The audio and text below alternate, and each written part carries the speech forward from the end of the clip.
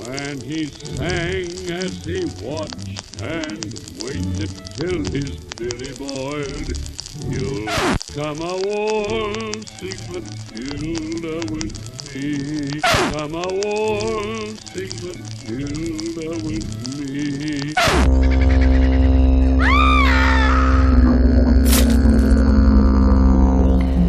Welcome to Unquiet Island.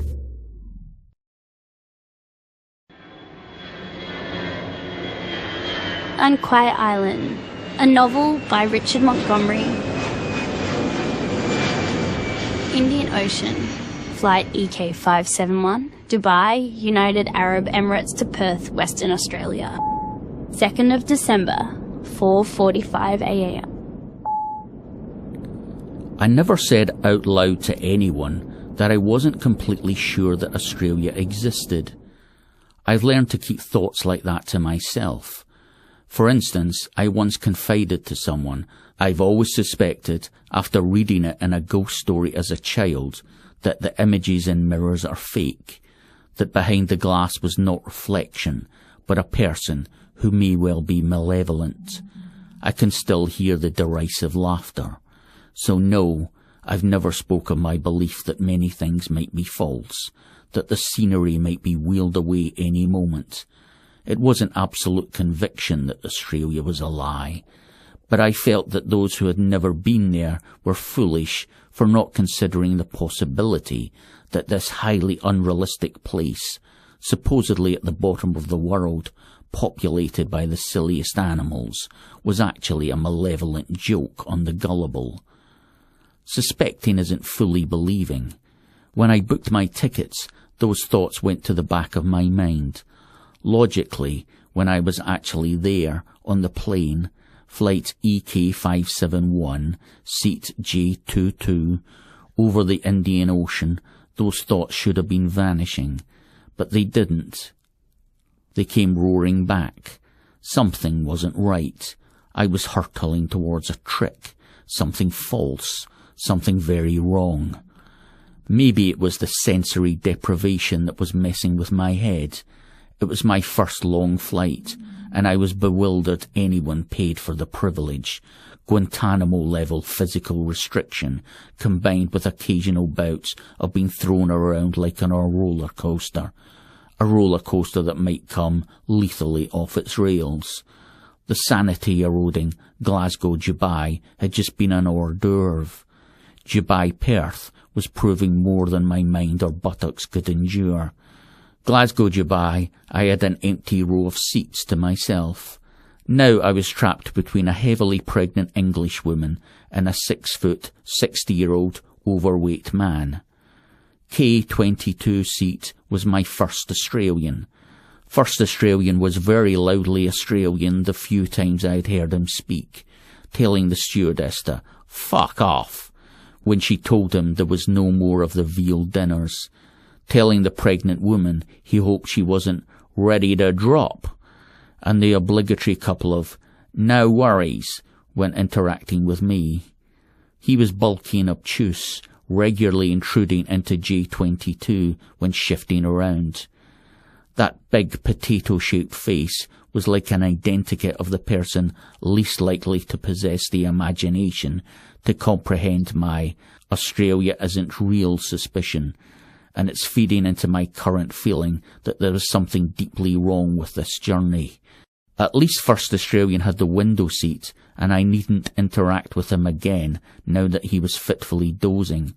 The pregnant woman, however, I had already forced from her seat 3 times to go to the toilet. Was that too many already? Did that mean I wasn't supposed to go again until Perth? My lack of long flight experience left me anxious, and I was unsure of some unspoken etiquette governing our behaviour, like I had suddenly found myself at a fancy dinner where everybody knew what cutlery to use except me.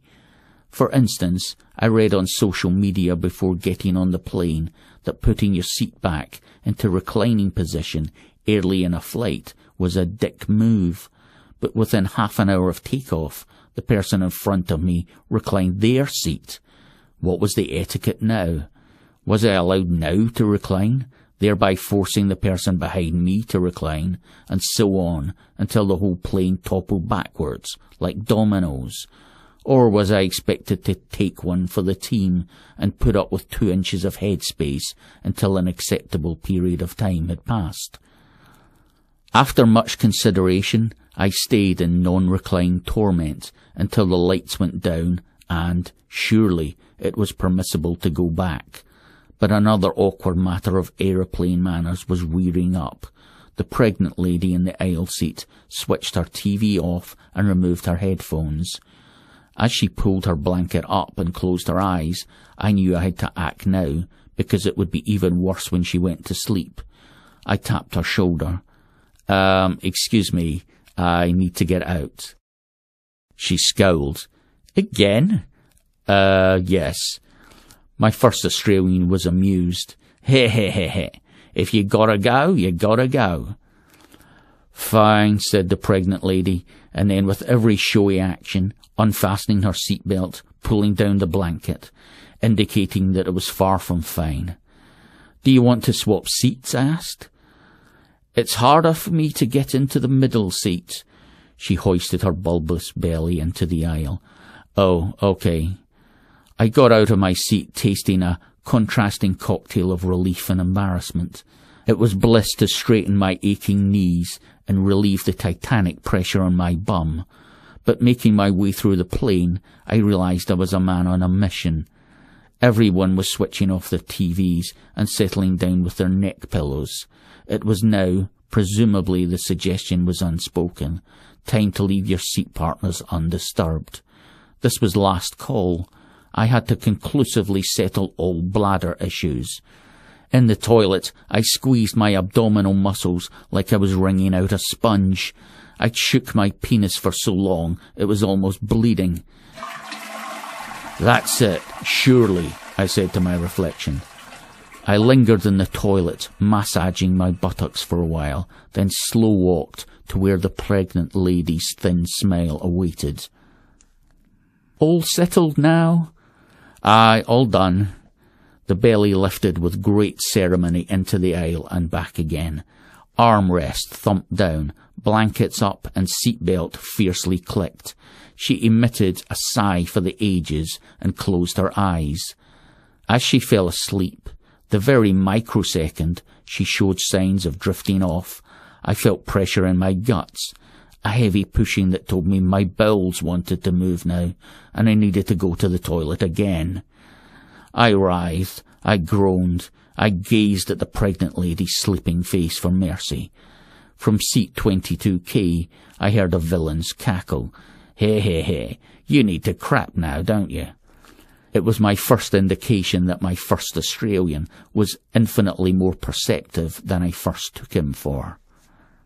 "Here, I'll run cover for you, cobber." He reached across me and jabbed her with a breadstick-sized finger.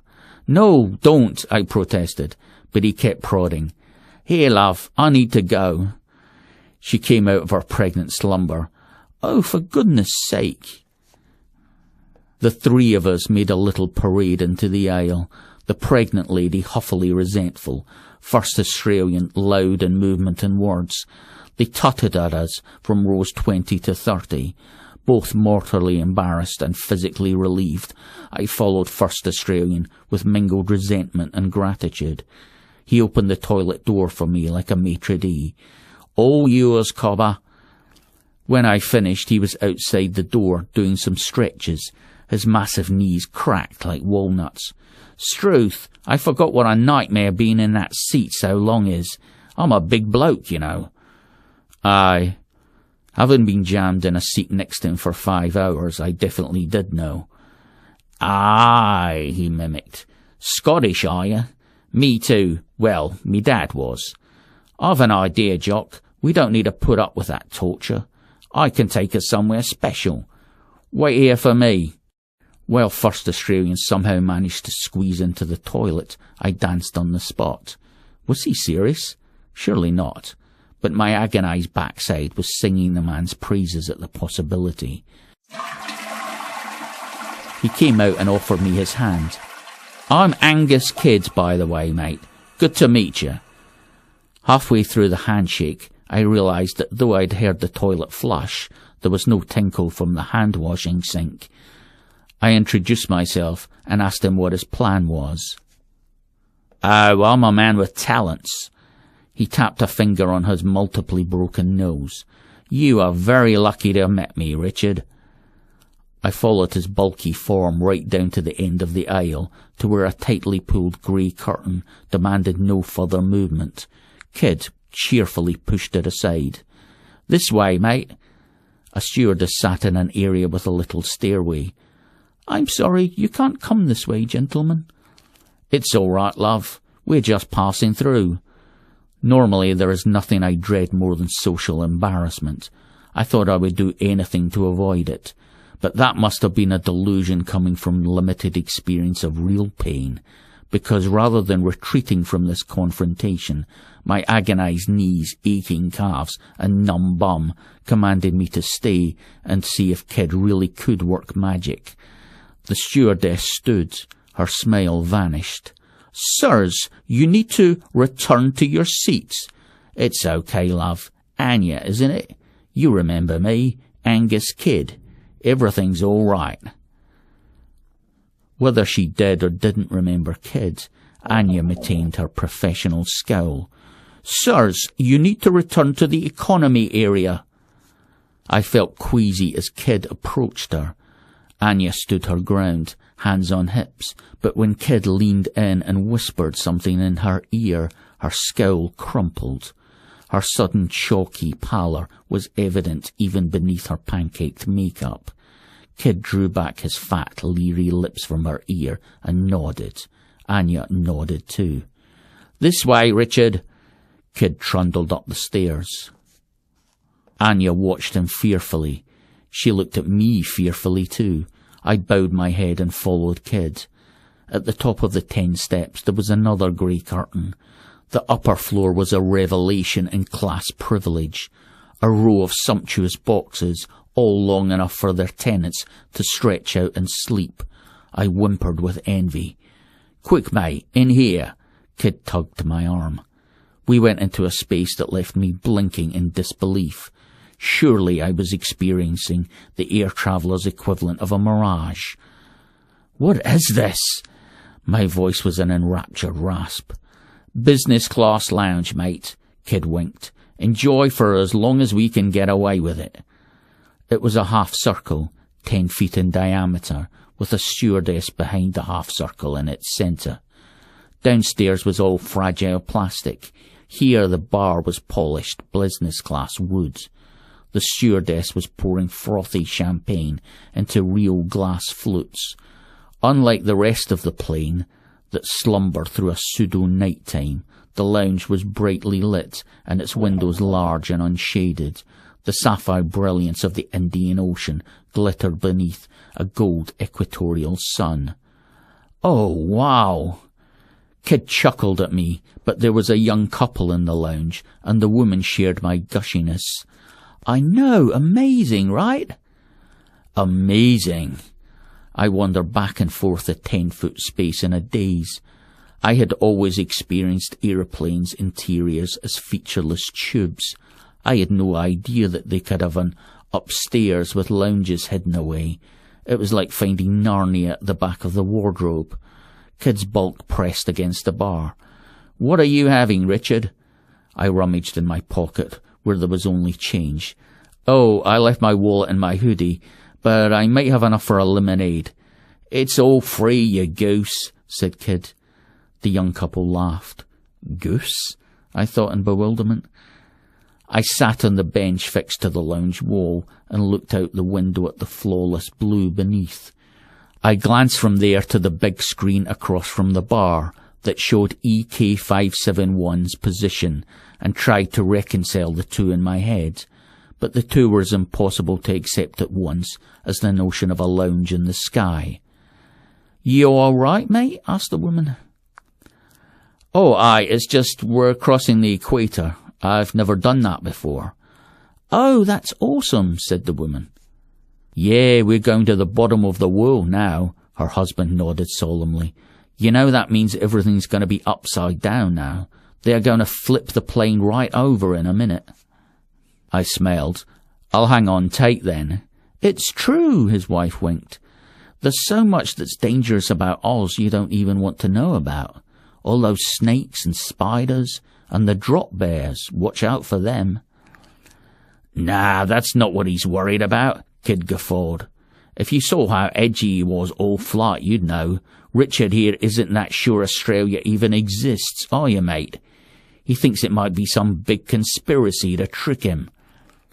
Kidd's mouth said conspiracy with the ruling relish that a glutton might say chocolate. The young couple laughed, but I didn't. I turned ashen. I had already found Kidd surprisingly perceptive. Now I found him frighteningly so. The young couple introduced themselves as Zack and Roberta.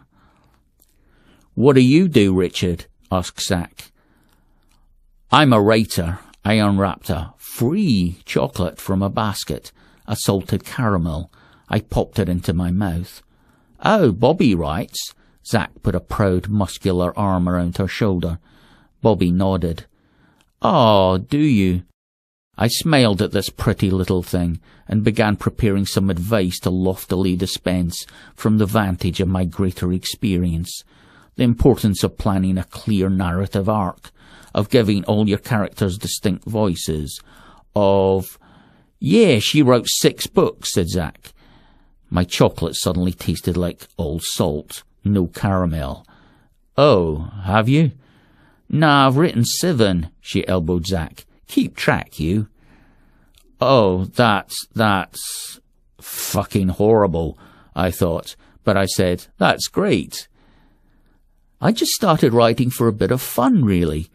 I was just getting down on paper some funny experiences I've had, and before you know it, I'd finished a book. I crushed the silver wrapping of my chocolate. I was only going to show it to some friends and family, but we were at a dinner where I was sitting next to a literary agent, and I mentioned it. She asked to see it, and when she did, she signed me up straight away. I had rolled the paper so firmly it was now a nugget as hard as real silver. And she managed to get a publisher interested, did she? Zack said, she didn't need to get them on the hook. There was a bidding war. My chocolate went straight down my gullet with a sickly flop.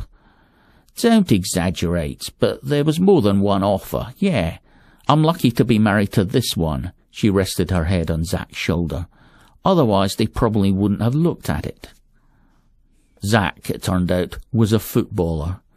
My heart soared.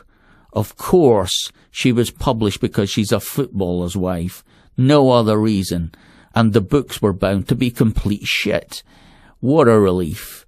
If I hadn't had that mental lifeline, I would have managed the vile feat of hating the world's most likeable person. What about you, Richard? I bet your books are all in the libraries and bookshops in Scotland. For a while there was nothing but the sound of the jet engine and their stairs.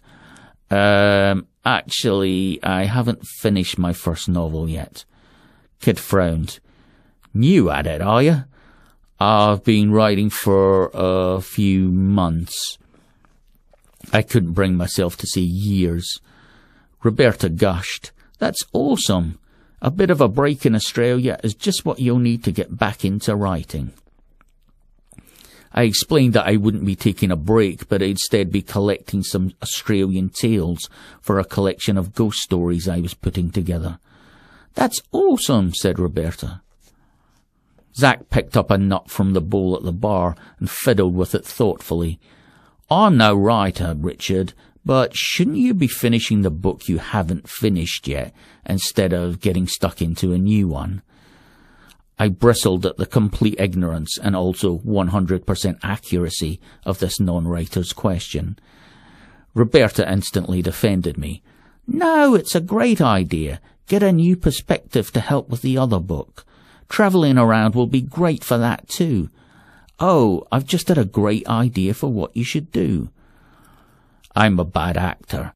It was going to be too much for me to disguise my derision for whatever her silly footballer's wife writing idea was.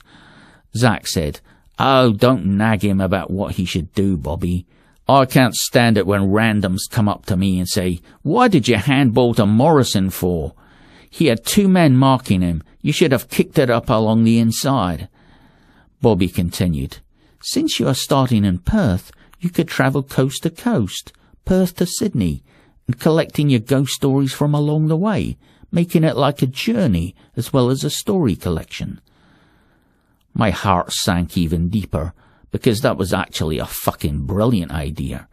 So of course I responded by frowning and saying, I'm not sure if that would work." "It's up to you," Roberta shrugged. "Who's for another round of champagne?"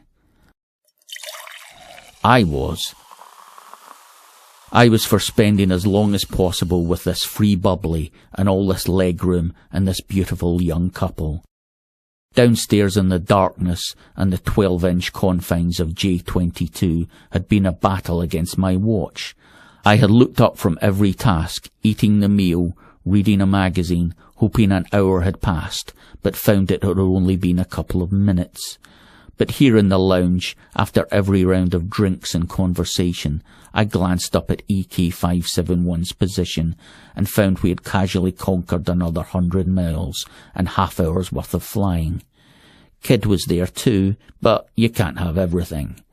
While we were sipping free champagne, he was guzzling free gin and tonics. I glanced out the window and saw brown taint on the ocean's flawless blue. "Land!" "I see it!" I shrieked. "Australia!" Kidd looked out. That's an island, mate." "Aye, well, Australia is an island." Roberta and Zach came over and were immediately in stitches at what I mistook for their country. Zach asked, "Richard, do you have any idea how big Australia is?" "That's hilarious," said Roberta. "Do you really think you could see the whole of Australia from up here? I don't think you could see the whole of Australia from space. It's not just a country, it's a continent. We've got everything. Jungles with crocodiles at the top, snowy mountains at the bottom. I think that might be Christmas Island." "That's way west of here," Kidd slurred. He pointed at the map. "That down there is a little place called Amalia. It's named after a Dutch ship, the Princess Amalia, that landed there in 1678. The island seen from the window was the antithesis of my idea of a tropical island. Almost all of its crusty brown barrenness, its fringes of green, looked more fungal than lush. Its shape on the digital map was long and thin. Its north was the sharpest of points, while the south terminated in a thick, shapeless mass with tendrils of land running off. It resembled a fang torn from a creature's mouth, with pulp clinging to its base. "You want a horror story for your collection, Richard?" Kidd pointed. "I know a doozy about that place."